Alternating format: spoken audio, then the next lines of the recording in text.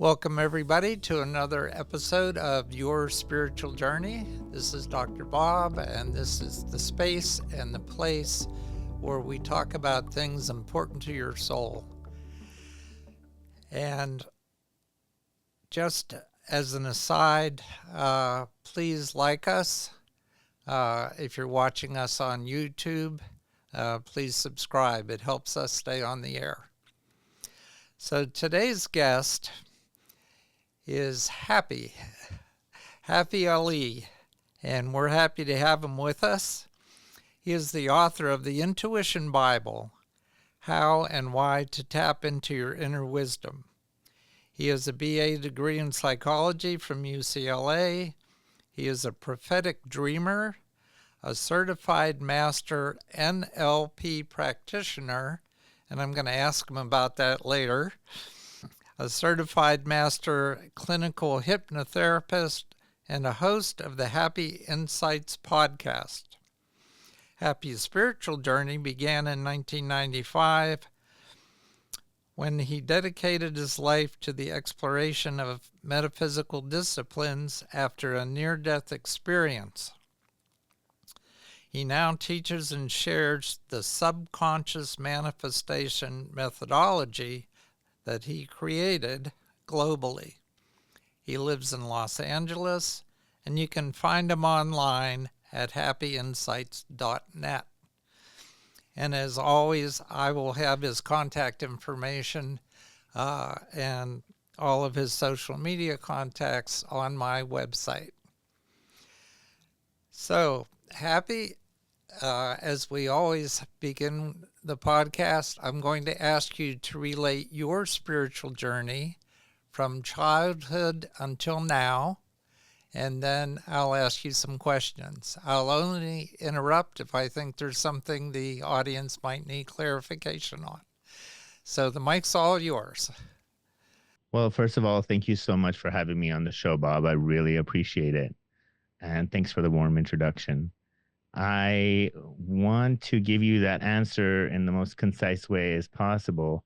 I was born into a very religious, my grandmother was very religious, and my family were rebels because I was born in Iran and we were raised Muslim, and my family were just not religious. But my grandma was very, very religious. So she infused the idea of God, and she had a lot of superstition that came from her culture that now I realize had a lot of basis in spirituality. Like she would talk to the pillow and tell the pillow to wake her up in the morning, and the pillow always woke us up in the morning, and it was because she came from a time before they had alarm clocks. But she infused in me that there was something greater, and that kind of stuck with me. But I had my own spiritual relationship with whatever was out there. I started thinking about, what if I could sit here, stare at the ceiling, and not have any thoughts, when I was like 6 or 7 years old, and I would just try to focus not to have any thoughts. And I later realized that was my first introduction to meditation. And I was always a thinker. And in 1996, I was 17 years old. I had an experience that I thought one night I was not going to wake up in the morning. And when I did wake up, I woke up a whole new person, and I tapped into something greater. And I feel like a lot of information was downloaded into my psyche. And I learned a secret to happiness. And I learned so much. I learned about energy, reincarnation. It was like I went to sleep one person and woke up another person. And I felt this strong sense of purpose that I was here to help humanity in some way. And of course, when I told my family, they thought I was crazy because they said, you're only 17 and you barely got your stuff together. So I thought, well, there's something I do have together, and it's how to be happy. And that was when my name was born, and I made it legal immediately, because I thought, I don't want this to be a phase and I don't want to forget it. So I started writing as much as I could because I didn't want anything to fade. And then I studied Kabbalah for 8 years and learned about law of attraction. And when I learned about law of attraction, a lot of the stuff that I was learning was the stuff that I received on that one night when I was 17. So that really validated my experience. And I started writing my first book. But then I realized that, you know what? There's a lot of spiritual gurus out there. I need to learn about science, how the mind works. So I was 31. I decided to enroll in school and ended up getting my bachelor's in psychology at UCLA, and decided to go for a doctorate, and then change my mind because I thought, you know what? I think I know enough about the mind. I need to go back into the spirituality because I'd been studying it and experiencing and living it since I was 17. So now spirituality, I mean, it's just a part of who I am. And I always consider myself more spirit than I do human. But I am both. And I always like to find a balance. So I hope that answered that question. If you want me to go any deeper, I would be glad to. But that was as quick as I could make it. Okay. The near-death experience, what was it that brought you to near death? Well, it was a decision that I made because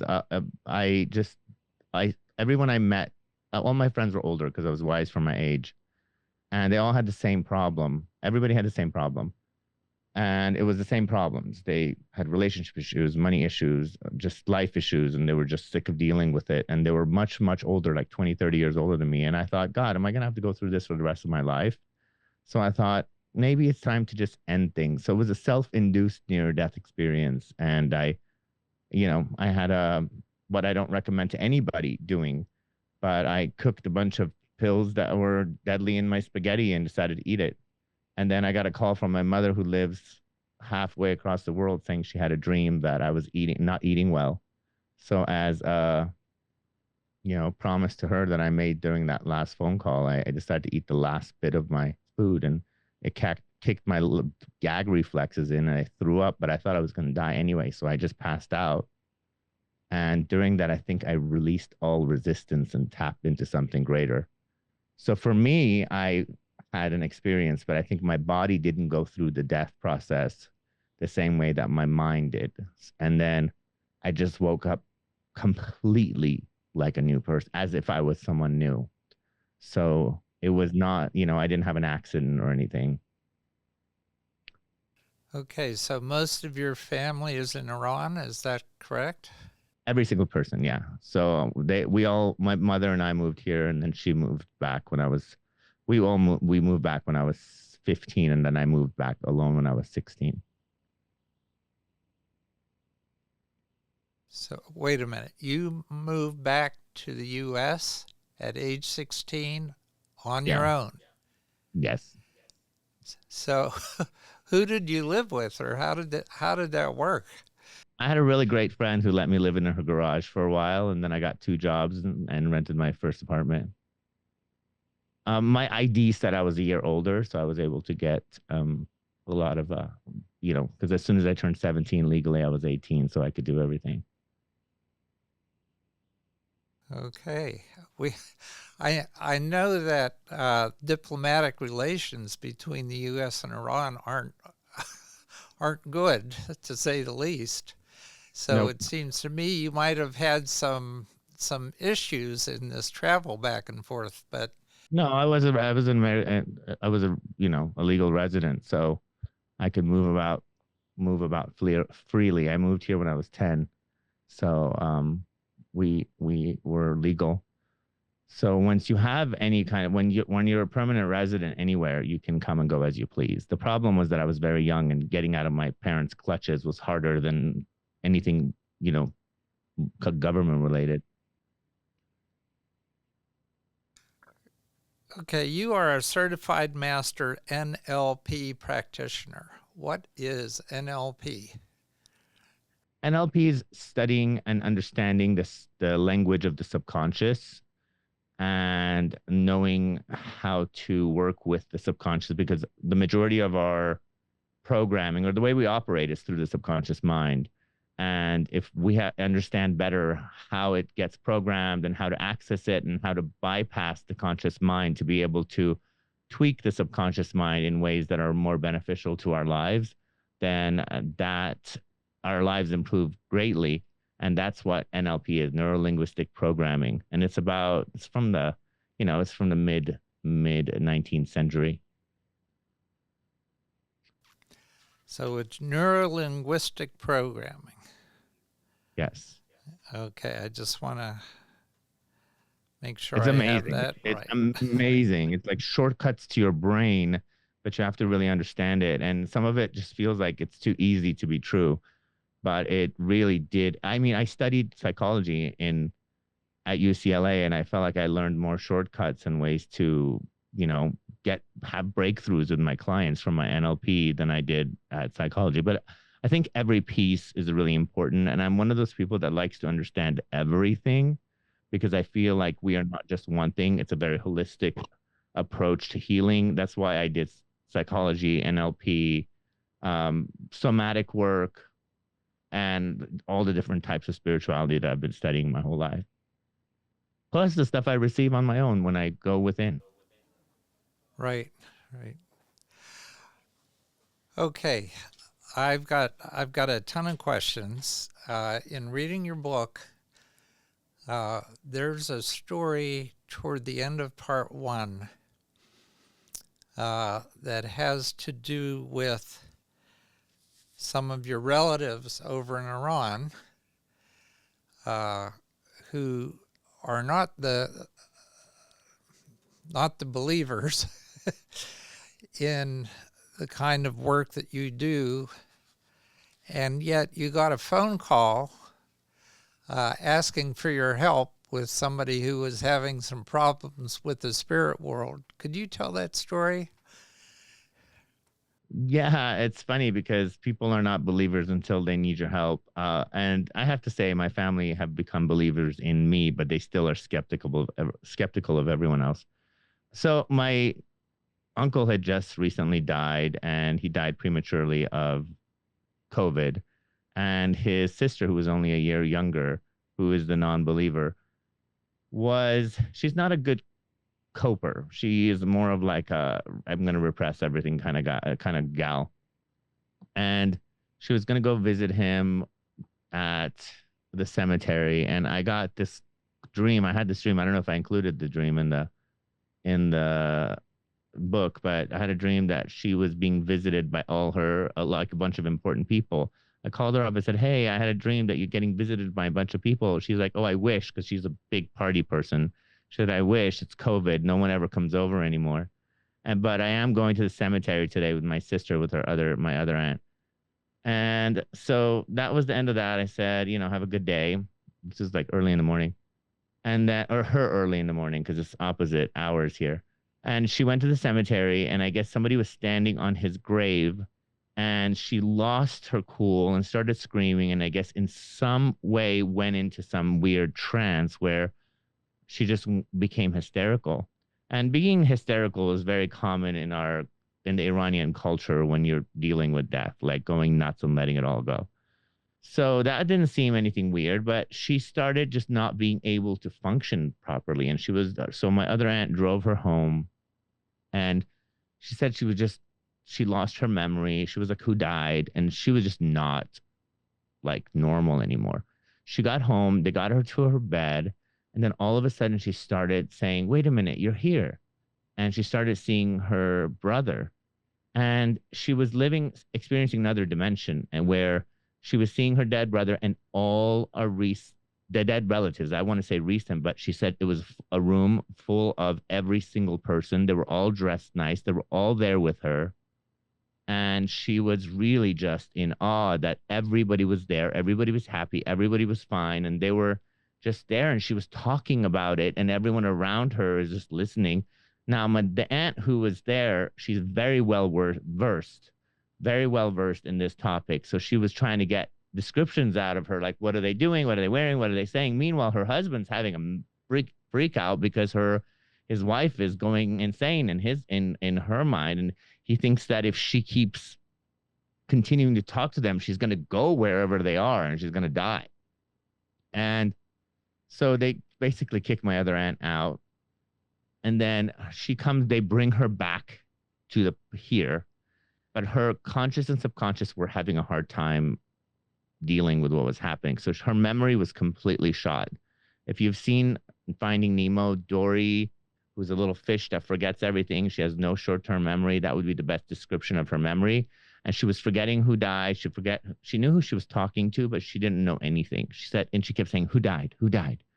And then they called me and they said, hey, she's having a really hard time. And I said, you know what? Her conscious, subconscious are not having an easy time dealing with what she dealt with. Now, someone like me might have the experience, come out of it, be super excited.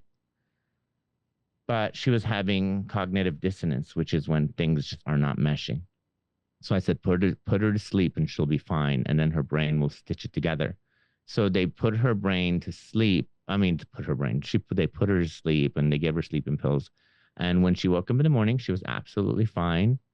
But her brain had deleted the last 24 hours. So from the time she woke up the day before till that, so an entire 24 hours was deleted because her beliefs did not resonate with what had happened.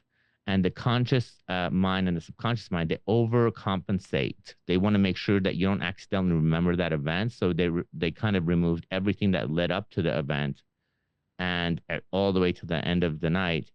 And if it wasn't for the cameras that her son has everywhere, she would not have any, she wouldn't even believe anyone saying it, but she literally has cameras going through everything, even in the car. So she has everything. So the reason I brought that up in the book is because we all have very intuitive messages coming through us all the time. And because our conscious mind or our beliefs don't believe that we're intuitive or there's valid information coming through us, our mind will delete anything that comes through us intuitively because it doesn't kind of mesh or resonate with our current story of what life is about and what's important. I have to say that I found that story so illustrative of what many of us do that I used it just this morning, in a book study group that I have with a group of people. We're studying The Untethered Soul by Michael Singer. I don't know if you know Michael Singer's work. Yes, I do. But it just illustrated one of his points just perfectly. So I wanted my audience to hear that story. I think it's great. And you do in the book reveal your dream, your precognitive dream. Yes, my blessing and my curse. Yeah. Absolutely. It happens all the time, but it's part of being who I am. And we all have precognition in our dreams but we don't pay attention to them. Now, you weren't doing precognitive dreaming just from 17 years on, right? That was going on most of your life? To be honest with you, I don't think I even had my first precognition dream until one of my best friend's mothers died. It was I don't know exactly the date, to be honest, but it was way longer. It was like I was 23, 24 years old. I didn't really think that I was part of the cool group in my family that had the precognition dreams. And I really think that I was more in survival mode in my life. And when you're in survival mode, you really don't have access to too much intuition. You do have access to it, but you're not paying attention to it because you're paying more attention to just staying alive and paying rent. And you're not meditating regularly and you're not really diving deep. But by the time that happened, it was my first true precognition dream and it was a death dream. And I think sometimes because they're death dreams, they're so dramatic that they tend to leave a bigger mark or you remember them more. But then it was the birth of my son, or the precognition dream that led to the birth of my son. That was like the very first really impactful one that just shook my life and changed the trajectory of my life. And that's why I'm a big advocate of listening to your inner voice, because I have a life now that I don't think I would have had I not had that dream, and had I not followed through, and had I not recognized the signs that were all within the dream. Because I had a dream that I was told I was going to have a son, but I was, a gay 20-something-year-old that was not intending on having a family in any way. And And I was shown how I was going to have that son, that it was going to be a boy. And there was so much more to it. And sure enough, a year and a half later, I held my son in my arm just like I did in my dream. And then 4 years later, I had a dream that my best friend and my father died. And then 2 months later, my other best friend, who was my son's and daughter's mother, and my son, my 4.5-year-old son, both died. And it was a very comforting experience to have had the dreams, because I felt like it was an accident, because they died in a car accident. And it kind of comforted me to know that things happen before on an energetic level. And as much as no one wants to dream the death of their family members, it really did help. And it also opened up my communication to the other side, because I would have death dreams of my dead relatives, but my son, because I was so in intertwined with his frequency, because he was my blood and he was my love and he was my everything. When he died, we were able to communicate for a solid year and a half. We were almost communicating every day or every other day. And he would guide me through the grieving process. And then he also guided me towards, well, he told me I was supposed to have another child and showed me this kid. And then he tricked me. I have twins now. Uh, I have wonderful twins. They're 7.5 years old, and I can't imagine my life without them. But all of my life is just a direct result of me following my intuition. And I could have never dreamt of the life that I live today. But it's always the precognition. And sometimes the dreams will lead me to the biggest lesson in my life. And sometimes they make life easier. My last precognition dream gave me like the most incredible experience of meeting someone new in my life and really welcoming them in a way that I wouldn't have if I had not met them in my dream first. But then they turned out to be the hugest lesson in my life that I needed to go through. And I had to go through it to get to the next level of my life. So sometimes that your soul is saying, hey, this is the best path for you. Sometimes the soul is like, you need these muscles that you haven't earned yet. So I'm going to give you this opportunity to really learn this. And we're going to make sure you know this when you see it, because you've already seen it first. So and dreams are just one of 100 ways that our inner voice communicates. Mine just happens to be my path of least resistance. And to be honest with you, the more I've become in tuned with having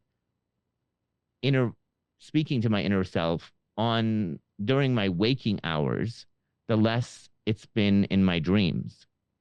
So messages come through however you're ready for them then. And if you're not giving it enough time in the waking hours, then they come through, whether it's a dream or a pattern or something that's forced upon you because you're not giving your inner self enough time during the day. I hope that makes sense. It does to me. Hopefully it's making sense to the audience too. And I trust my audience. They've been with me a while, and there's so much richness in this book that you've written. So first I'd like to get to, the big question of what led you to decide to write this book. And then maybe we'll get into some of the concepts that you explore. So what led you? I have to be honest, I wasn't planning on writing it at all. First, I had a client who came to learn how to be intuitive, and she wanted a very specific thing. And this is the first time I'm talking about this. She wanted to be an intuitive coach, and she couldn't identify being an intuitive at all. And I said, it's really hard for you to be an intuitive coach if you can't call yourself an intuitive, So that was something very separate, but I'm sure that was a seed in my brain.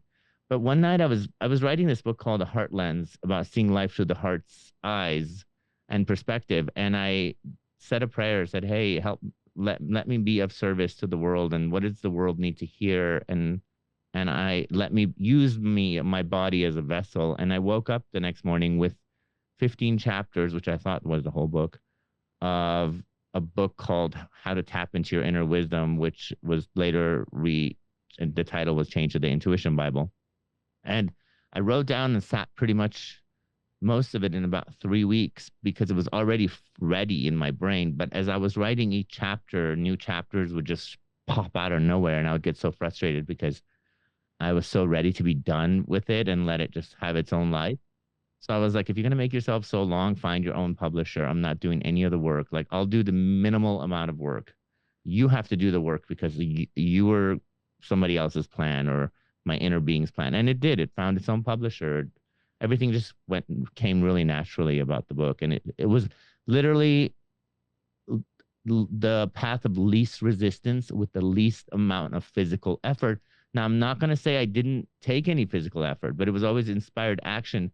And some of it was really hard, but it was only one time. I didn't have to submit my book to 100 people. The first person took it, or I didn't have to do a lot of stuff so many times. I just followed my gut. Yeah. Okay.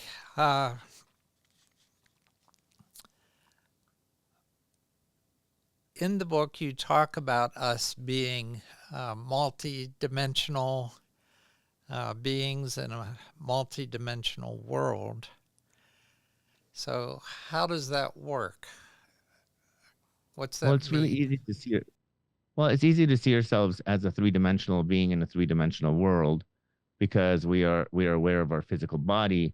But the more we tap into our energetic existence, the more we can realize that there is, first of all, our energy being is not something you see in the 3D, and there's frequencies within us that we cannot see, and the entire universe is made up of different frequencies and energy, basically, and energy basically vibrates on so many different levels, and the part of us that we see in the physical world is a very limited range of the frequency of the energy that we have.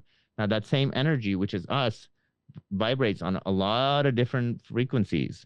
I mean, a wider range of frequencies, but only a fraction of it is what makes up this physical experience. So we are coexisting in many different realities at once. And there are universes and worlds, and there's places that we have access to because the world is an interconnected web. Whether you're looking at it like a web that's flat, or whether you can see it as an overlay, like a pages of a book that are stacked together, we're all the same book with all the different pages and we have access to the different pages. But the problem is when we're focused as these three-dimensional physical beings, we forget that we have access to the multi-layers of the universe. And the only way we can access them is through the heart and through the gut and through energy and feeling, which can be translated into thought. Because ultimately, because of the way that we work, anything that we access eventually has to be translated into feeling and thought. So it's not like you just have to rely on this vague thing. Eventually, as you master the communication of your multi-dimensional self with the now version of you, you learn how to communicate with it a lot clearer as you learn the language of the subconscious mind, because the subconscious mind is the gatekeeper of all the worlds that it has access to. So does that answer that question? Yes, but then we want to get into the implications of that.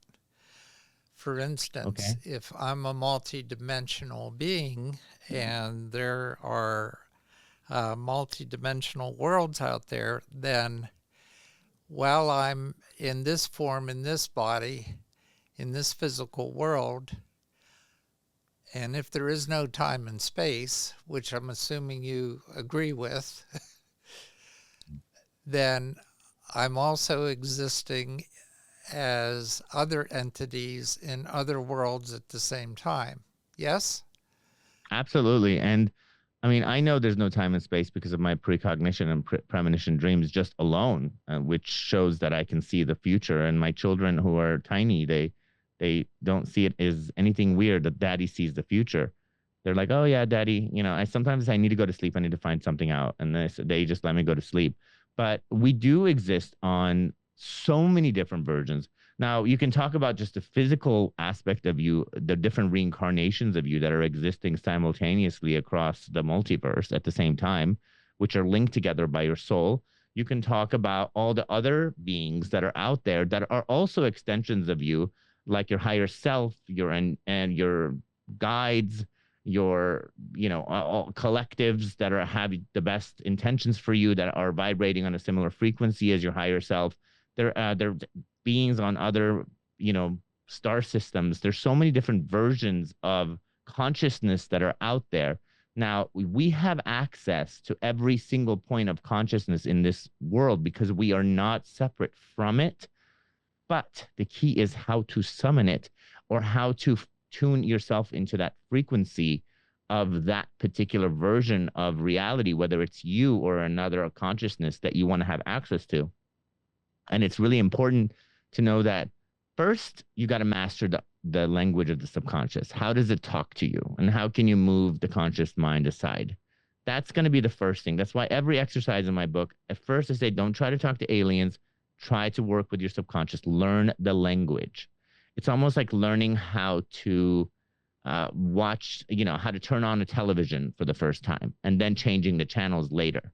First, you got to plug it in, and then you got to learn how to turn it on, and then, get the antenna going. And then the antenna is really how you change your frequency, how to tune into, you can change the channels like you would traditionally would do. But if you have a traditional antenna, and some people don't know this because they're too young, you would have to move the antenna around until you got the frequency. And if you do have an antenna, there are digital antennas, it doesn't always pick up the frequency unless you're in the vicinity of it. So first you have to learn how to speak to different versions of reality or just your subconscious. Then you have to decide what you want to tune into and learn how to change your frequency. Then you have to fine tune the frequency, which sometimes takes a while. But the good thing is we always have access to some frequency that's outside of what we have now, or a point of reference. So don't try to talk to, your angels today. Just say, hey, can something just a little bit more outside of my current perspective chime in and give me a little bit of insight right now? And then it will come maybe a day later because you're too busy trying to hear it, but it will show up. So here I am, human, in this body on this earth, trying to deal with all the things that humans have to deal with. Why would I want to suddenly take on dealing with more versions of myself and all the things that entity might be having to deal with? Why do I want to do that? I actually don't really encourage people to try to find, like, very specifically a specific frequency or a different versions of themselves. I think for food for thought, and really just being someone who's a learner of, just someone who loves to learn, it's fun to know about stuff like that. But as you notice in my book, I don't really encourage people to try to remember their past lives, try to connect to other stuff. What I encourage people is to know that there are forces out there that maybe know something that you don't, and that have your best interest at heart. Now, I just mostly encourage you to tap into your higher self. That's, I think, the best source of information that can help you on a day-to-day basis, because your higher self and your subconscious are both aware of everything you've ever experienced, except the higher self goes beyond your birth, and it also goes to a point where it actually had an intention for you being born, and it kind of changes and transforms as you transform. So it has your best interest at heart, and it also knows when you're off your soul's path. So when you're experiencing life, there are a lot of forks in the road that you are confused about. And knowing that there is intelligence that is within you and can help you navigate life a little bit easier will add another resource to your life that will make life just a little bit more manageable when it comes to the human stuff. So when I have to make a decision, when I have to literally decide whether I want to go right or left, wouldn't it be amazing if there would be a non-biased aspect of you that could guide you, could see the end result of whether you take a left, and could see the end result of whether you take a right, and say, hey, and nudge you in that direction. So that's really all I'm encouraging people to do. But because I created the book like a textbook and also a book to practice things, I had to include as much as I could so people could understand what they could potentially access. Because somebody could do the exercise and all of a sudden have, their spirit guide or an alien, consciousness come through them because they're particularly tapping into that. And I don't want them to freak out. I want them to know what they're tapping into. But as you can see, if once you read further in the book, I say the basic yes or no answers from your higher self or your inner self are more valuable than anything else you can use on a day-to-day basis. So it's not even the prophetic dreaming, not the crazy seeming stuff. It's just the basic yes or no. Should I do this right now? And let me tell you something. Once you master it, you're going to forego the advice all the time. You're going to hear your higher self is going to be like, don't do this. It's the worst thing you can do. And you're going to be like, I think I'm going to do this anyway because you're still human. Yeah. Yeah, our free will really gets in the way a lot of times. It's a good thing because we're here to experience life, So what if we just make some mistakes? So I'm familiar and have used two different ways to get a yes or no answer to a problem or an issue or a question. One is using a pendulum. I love that one. And it'll go clockwise if it's a yes, and it won't if it's a no. And I've used that on a couple of occasions.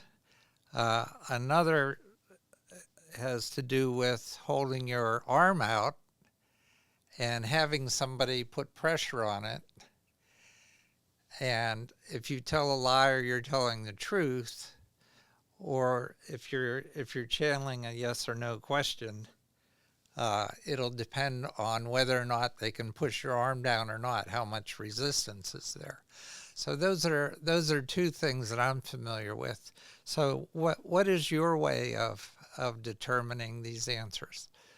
Well, first of all, I want to say that both of those things that you mentioned first are messages from the subconscious on the superficial level. At the beginning, you can have your inner being tap into it, but it's mostly the subconscious moving your finger like micro muscles to be able to move the pendulum. So it does come from a resource within you, and muscle testing is what that is when you push down. That also comes from your subconscious as well. And that's why I encourage people to learn the language of the subconscious. But once you learn to tune into the frequency of higher intelligence, you can actually use those same techniques and get different ones. And when you do the pendulum, I always say, first figure out what your yes or no is. For you, it might be clockwise, counterclockwise. For me, it might be going this way, right to left. And, so it's different for everybody. And whatever exercise it is, learn or decide what yes or no means to you, so that the body can respond to you correctly. But for me, because I am a clairsentient and I feel, my gut is really, and the gut is very smart. There's no reason why people used to say, listen to your gut or gut feeling. So I do this thing where I ask a yes question and see where it pops up in my body when I know what the yes is. When I know it's a yes, like, is the sun out right now? And I see where it pops up, and I ask a no question, see where it pops up, and then keep practicing that over and over until I get used to where the yeses and nos are, only because I like my gut because it's present. So I could be in any situation, all of a sudden I feel that feeling, and I don't have to pull out a pendulum and do the arm thing. And that works. Sometimes I'm so confused because I have indigestion or I have anxiety or something where it's really covering up any emotion that the emotion is so strong that it covers up any subtle cues from the subconscious, that I will turn to a pendulum or something that's much more easier to decipher. There are so many. I have twin sons, and one's logical and one's an empath. Pretty much, I call him an empath. And one has really great results with the gut feeling, and one really does need a pendulum because it doesn't work. But he's really young, so he's at the stage where he kind of moves the pendulum a little bit on purpose.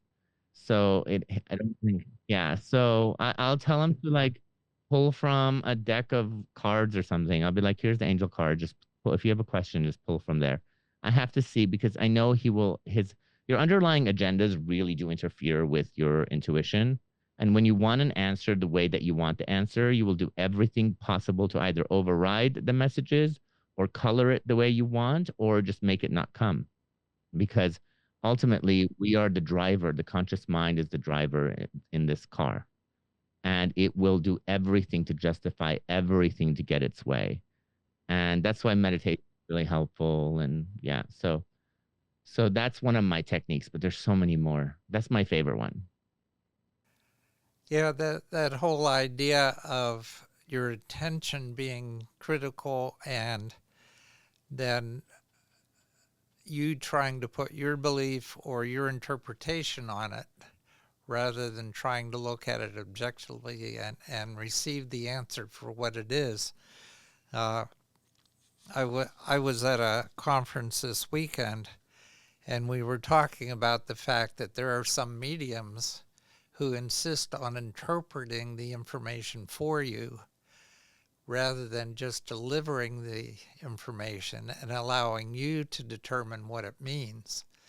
And it, our discussion was basically what makes a good medium and what makes a medium not so good and not worth going back to.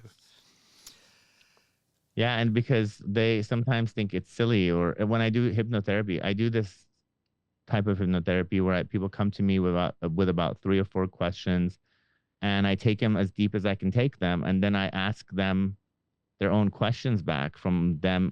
Some people access their higher self, some people just their subconscious, some people like start channeling, or there's certain stuff that happens. Then I ask them their own questions, and then they answer. And then I have them experience certain memories or experience things. And sometimes somebody will say, that was just a piece of light that just passed by. That was nothing. And as a hypnotherapist, I'm like, what was the light? And then the last time I had someone dig through the light, they ended up completely in another world. Because once they dipped into that insignificant light, they were all of a sudden in another world. And then the hypnotherapy session took a really cool turn. And to this day, it's probably one of my favorites. But usually people, when I do that, it's really fun because people get to experience, once they give themselves their own advice, I future pace them to the future where they have taken their own advice and they get to live their life as if they've taken that advice, and they can extract the vibration of that and bring it to now, and they can manifest much easier. So that's a really cool, my intuition activation, inner self hypnotherapy. But that's kind of one of those things. In that, I have to be very aware of little stuff that I might find insignificant as a hypnotherapist and say, no, tell me more about that. So in your book, you talk some about manifestation. And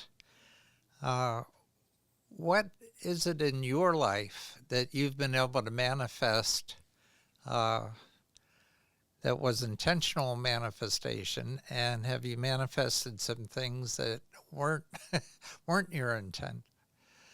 Well, of course, my entire life, I think everything we do, we manifest. But there are certain things, I'm one of those people that have realized that I've stopped trying to manifest, by the way. Just want to let you know, intentional manifestation.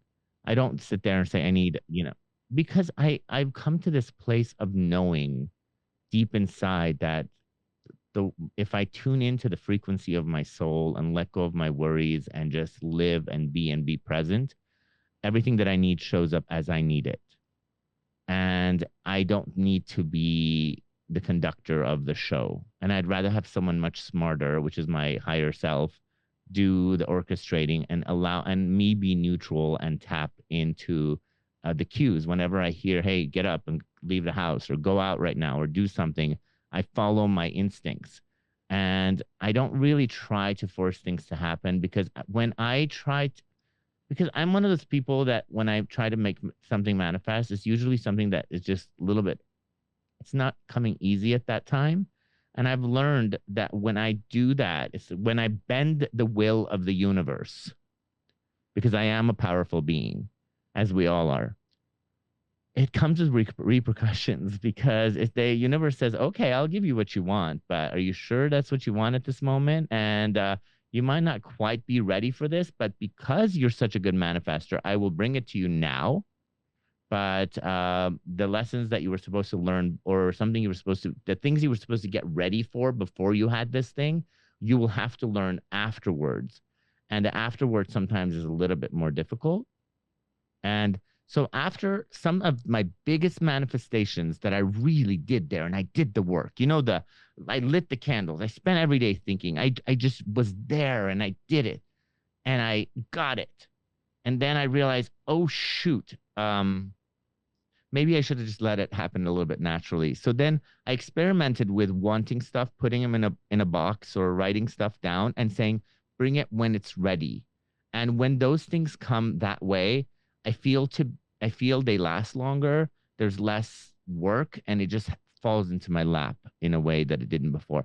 But trust me, I do, like, for example, if I need something, I do say, hey, I need guidance right now. Or, I need my credit card balance to be at zero for sure because of this huge expense that I had, because I don't like having any debt. And the money will show up immediately to make it zero. So I do, but I've really just do believe that you need to know and acknowledge that you're a master manifester, and everything that you do is a reflection of who you are on the inside. And when you do need something bad enough, first of all, you don't even need to try, because it always happens unless you're being negative. But I've learned to trust a lot more. And the fun of manifesting just for fun is gone, because now I just trust and I just know. And there's something really beautiful about acknowledging and respecting universal timing. And when you do that, then I think deliberate, fast manifestation becomes less relevant and important. But I do teach it. I do teach it because people sometimes really do need it. But I teach it more because I want to show people what's holding them back, as opposed to trying to make things come really fast. If someone's like, I really want this guy to be my boyfriend, I tell him, hey, take the attributes of this guy and put it out in the universe, and then work on what's blocking you from having love in your life, and let the universe deliver it when you're ready. Because if this guy shows up in your life and you're not ready right now, you will kick them right out. So better have training wheels before you get the real guy. If you're in self-hatred mode and you hate the way you look and you want to meet somebody who is your dream person to validate your existence, guess what? You might be able to attract your dream person, but they'll just walk right out. So I teach more foundational things now, as opposed to right in the beginning when I just was like, oh, you can manifest anything. And I used to, and some of it was really cool. It was great. Some of it I really wish I hadn't done, but I respect and admire. I didn't understand that, it came with its own lessons. Yeah. I have to say that's one of the things that I found refreshing about your book, and that I really loved, because you are so honest and transparent in the way that you present the information. And you say, I'm going to tell you this, but here's what you should watch out for, and here's what you should be careful of. And, if this happens, just don't misuse this. So here's the warning, and now here's the concept, and here's what you can do with it. So I don't know. I've never read a book like your book in terms of its transparency. I don't know. It's just a beautiful thing. I love the energy that you put into it, and I can feel your energy as I read it. So thank you for that. Thank you so much. That gave me goosebumps. I only because I admire, I really respect authenticity in everyone's work, and I really do think that if you're inauthentic, then people can read it. And I think there's too many false gurus out there trying to get people to follow them. And I have to be honest with you, I've lost a lot of followers on social media because I will not give them the fast answer. They just want something the people right now just want the fast, quick results. And I never give what I what people want to hear, and I know what people want to hear, and there's this huge attraction, and I am human, and I am very attracted to the idea of more followers and more views. But I know that the people that do get those views, and get a lot of them, especially in the spiritual community, they're kind of giving people what they want to hear. And everything that I write, even my first book, it was about 15 steps to enhance your inner magnetism, called The Charisma Within. The second chapter was about making peace with your body. And that's something I haven't done, but I know it's something I'm better now than I ever was. And in the chapter, I kept saying, this is my biggest issue in my life right now. But I know this is what I'm supposed to do, because this is what I was told I was supposed to do from my inner self. But I haven't, this moment. I mean, when I wrote it, I was 28 initially, and then I've gotten better, but I definitely haven't gotten anywhere near close to loving myself, my physical self, the way that I love my Right. inner self. Yeah. Well, it's all a journey. I mean, we're here to grow and develop, and the idea isn't to try to get to the end within a few months or weeks or years. The idea is just to keep on keeping on and uh, getting better. Edgar Cayce used to say, a little bit at a time, a little bit at a time. Just be patient with yourself. So you talk about the external world being a reflection of your inner world. How does that work? I mean, I've been talking about the Cayce stuff just because I just came away from that conference on them. Uh, but he always had a saying, as above, so below. And that's part of that duality, that reflection. But I'm wondering about your meaning when you say that this external world is a reflection of your inner world. God, as above, so below is such an important thing for me, because every time I try to make sense of the world, I just look at my body and at how things work. And it just, when you project that idea out into the universe, everything seems to make sense. So, so this is the perfect example. Just as the cells in our bodies are literally part of our body, but they might not know that they're part of our body, because they're just doing their thing and going around and doing what they're supposed to. We are also a tiny cell in the body of the universe, the galaxy. If you want to think about the immediate body, it would be the galaxy, and we would be one of the cells in this galaxy, or it is in the universe, but it's easier to just imagine the little swirling galaxy. So the world doesn't stop at where your body ends. Your energetic body extends out. And intuition comes to us from within because it's tapped into something greater. But the world that we see outside, when we look outside, the people that come into our lives are a direct reflection of who we are and what's happening inside of us. And it's easy to dismiss the crazy driver or the crazy aunt or the person who's in your life that you don't like as something that is outside of you, or the leaky faucet, or whatever it is. It's really easy to dissociate from that and say, that is not me. But guess what? This is your body. And when I say your body, I'm talking about the galaxy. And because the galaxy this world is so incredibly designed, you are at the heart of your own galaxy.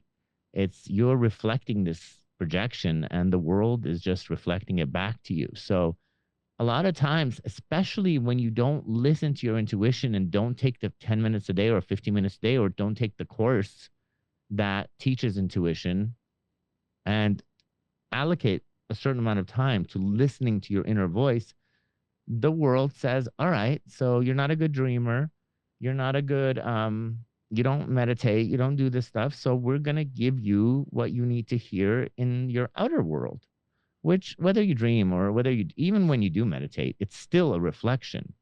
But when you see patterns in your life, when you see the same thing happening in your life, when you see something that you always that you say, this always happens, people are always like this, those are great indicators that the universe is talking to you. And that is like your intuition, because it is coming from your outer body and it is talking to you. It's telling you something. What is it telling about you? What is it telling that you haven't learned? If you've been in the same pattern over and over, it means that you need to grow this new muscle that, or have this new version of your identity infused in you in a way that now that pattern doesn't come into your life anymore. Because every pattern or anything that comes to you uses resources of the universe to make that connection or that interaction collide. So the universe doesn't waste any resources. It's never wasted. So if someone is being brought into your life, it's because the universe wants, or your soul needs, for you to have this experience in your life, because something within you is reflecting that. So if you stop disconnecting from the outer world in a way that it's not you, it's just them, then you could start hearing the messages clearer. And when you start hearing the messages clearer, if you respond to it in the way that you're meant to respond to it, I can't tell you what that is, only you know. It's definitely not pointing the blame at people. And then you notice that pattern is gone. Then guess what? Then you've worked through that issue and you used your inner guidance that came from your outer body. So I hope that explains that a little bit clearer. It does. It does. So at this point of the podcast, I always ask the guest to lead the audience with a few words of wisdom. So you've given us quite a few already, and the book's full of them. But this is your opportunity to just leave them with whatever final thoughts you'd like to. Well, I like to first say that you are not alone. You have infinite guidance that's wanting to help you, just waiting for you to open up and ask for help. And you have to take the time to ask and then take the time to listen. And most people even know this and they don't do it. That's why I do my online courses where, I do 3 months and then people are forced to sit there for 3.5 hours a week listening and working through it, because then that signals to your subconscious that you're ready to hear what's coming in. But you don't need an online course, but most people just stop to listen. But don't feel alone. Don't feel you're a mistake. Don't feel that you're not supported. Know deep in your heart that there is resources beyond your imagination wanting you to be happy and successful and get through the issues that you're going through right now. And all you have to do is just give it enough time and listen. And that's it. Well, thank you so much. This has been way too short. I would love to talk to you another hour, but we're out of time. So thank you so much for agreeing to be on the show. And as always, audience, I will have connections to all of the social media where you can find Happy Ali. And until next time, this has been your spiritual journey.